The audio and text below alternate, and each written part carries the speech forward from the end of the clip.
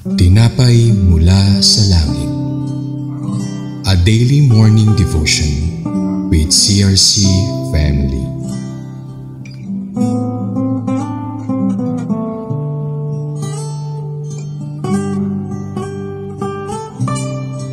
Mapagpalang umaga po mga kapatid sa Panginoon. Narito po ang iyong kapatid, si Pastora Rita Bautista po, na inyo pong makakasama sa ating programang Tinapay Mula sa Langit, ang ating pang-araw-araw na debosyon na salita ng Diyos. Ngayong umaga po ay matutunghayan natin ang ating pag-aaral sa Numbers chapter 14 po, verses 39 to 40, na ito po ay may pamagat na Israel's insincere and superficial repentance. Ngunit bago po ang lahat, tayo po muna ay manalangin at hingin natin ang patubay ng banal na Espiritu. Aming Ama sa langit, salamat po sa umagang ito. Sama-sama po kami na lumalapit sa iyo upang maunawaan namin, Lord, ang mga bagay na nais mong matutunan namin ang tunay na pagsisisi sa iyo, Panginoon. Gamitin mo yung lingkod ng ayon sa iyong kalooban. I pray for the anointing of your Holy Spirit. Guide and lead your servant in Jesus' name. Amen and amen. Praise God. So sa ating pong pagpapatuloy ay nais ko munang bigyan ng konting background dito, no? Na ang Diyos, God looks at the heart and wants a true repentance. Gusto ng Panginoon ang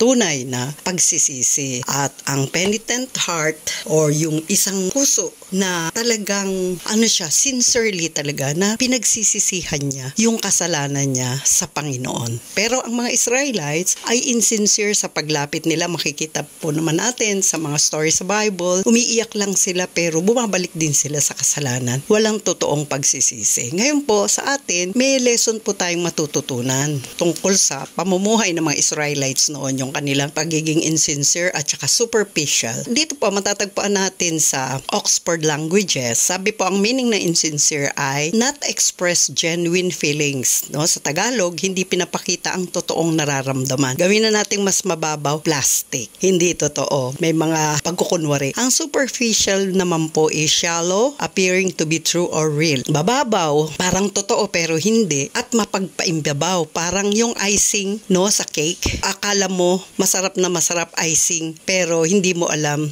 na yung icing lang pala yun. Wala pa doon sa totoong cake. Kaya dito, tinuturuan tayo ng Panginoon at paano natin ba ito mapapractice ang tunay na pagsisisi. Kasi kailangan po nating lahat ito. Kaya tayo binigyan ng 1 John 1:9 na para pag nagkamali po tayo ay humingi tayo ng tawad sa Panginoon na pagsisihan yung ating mga ginagawa. Number 1 po, recognize your need for repentance by acknowledging your true state. Kailangan po ma-recognize natin, Lord, kailangan ko magsisi. Kailangan ko, Lord, kasi ito yung tunay na kalalagayan ko. Hindi na po ako nagbabasa ng Bible. Malabig na po ako sa iyo. Wala na akong time. At marami pang iba na yung true state natin only us. Tayo lang yun, alam natin sa sarili natin kung anong tunay na kalalagayan natin. Or tayo masayang naglilingkod kay Lord. Any situation na mayroon tayo, tayo po yung nakakaalam. Pwedeng papakita natin, masaya tayo sa labas. Pero pagkatapos nun, kumusta naman? So dapat dito ma-acknowledge natin, we need God, no? Kailangan natin ang true repentance at yung tunay na kalalagayan natin. Kailangan siyasat din natin yung sarili natin kung ano ba tayo talaga ngayon. Okay? Nagdaramba tayo, marami tayong problema. So know your real score kung ano talaga tayo, tunay na kalalagayan natin. Number 2, come to God with complete honesty. Do not hide your sin. Ayan. Paglapit natin kay Lord, minsan kasi nahiya tayo, hindi natin masabi lahat. Pero alam nyo, kita naman tayo ni Lord eh. Kung hindi man tayo honest, alam ni Lord yun kasi wala tayong matatago sa Kanya. Bakit hindi na lang tayo lumapit ng complete honesty? Dali natin sa Kanya na wala tayong natago. This is the real me, Lord, coming into your presence. Please forgive me, Lord. So pag nakita ng Diyos yun na lumalapit tayo na buong-buo yung honesty natin sa Kanya, matitiis ba tayo ng Lord? Di patatawarin niya tayo sa ating kasalanan. Number 3, ito po yung kailangan, humble yourself before God. Kasi po mahirap lumapit sa Panginoon, may pride. Na ito lang naman kasalanan ko, Lord eh. Konti lang. Dapat buong-buo tayo nagpapakumbaba sa Panginoon at humihingi ng patawad. At number 4, willing din tayo. Be willing to change and work towards a transformed life. Willing tayong baguhin ng Diyos. Inaalaw natin ang Holy Spirit to to change us. Inaalaw natin yung salita ng Diyos ang mag-transform sa atin. May part tayo to obey His word and act according to His will. So, dapat po dalawa yan eh. May part tayo na susunod sa Lord. Hindi lang natin basta pinakinggan. At sa ating pong conclusion, our all-knowing God sees every detail of our lives. So, it is foolish to try to hide our sins from Him. Yet, He is also gracious and merciful to forgive those who show true repentance. Again, ang Diyos po ay mahabagin, maawain, mabait, compassionate, all-knowing God. Alam niya yung bawat detalye ng ating buhay. Kaya kamangmangan po kung itatago pa natin yung ating kasalanan sa Kanya. He is also gracious. So meaning po ng gracious, kind, compassionate, kind-hearted ang Panginoon. Maawain siya at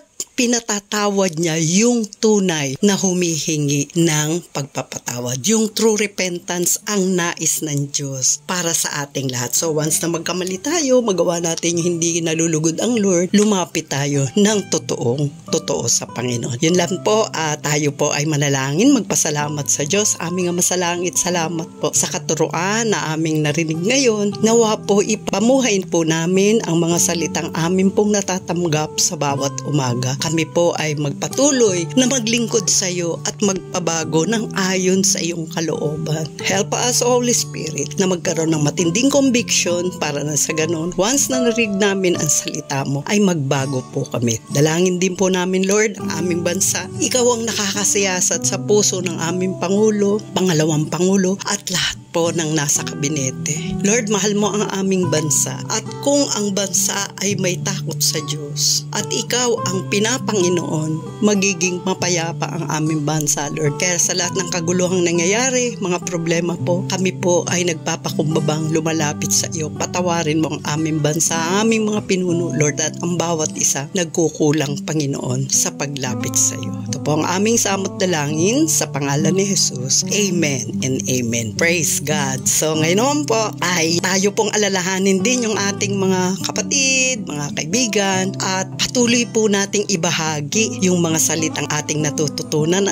At alam natin, makapangyarihan ng salita ng Diyos once na i-share natin yan, nauunawaan nila sa tulong ng Holy Spirit at lalo rin po tayong lumalago. At ito po yung programang bigay sa atin ng Panginoon upang sa araw-araw makatanggap tayo ng sariwang balita, sariwang pagpapala mula sa ating Panginoon. Kaya abangan nyo uli bukas, subaybayan nyo po ang Tinapay Mula sa Langit na ating programa at pagpalain po tayong lahat ng ating Panginoon. Ito po ang inyong lingkod, Pastora Rita Bautista ang nagsasabi, enjoy your day with the Lord. God bless us all.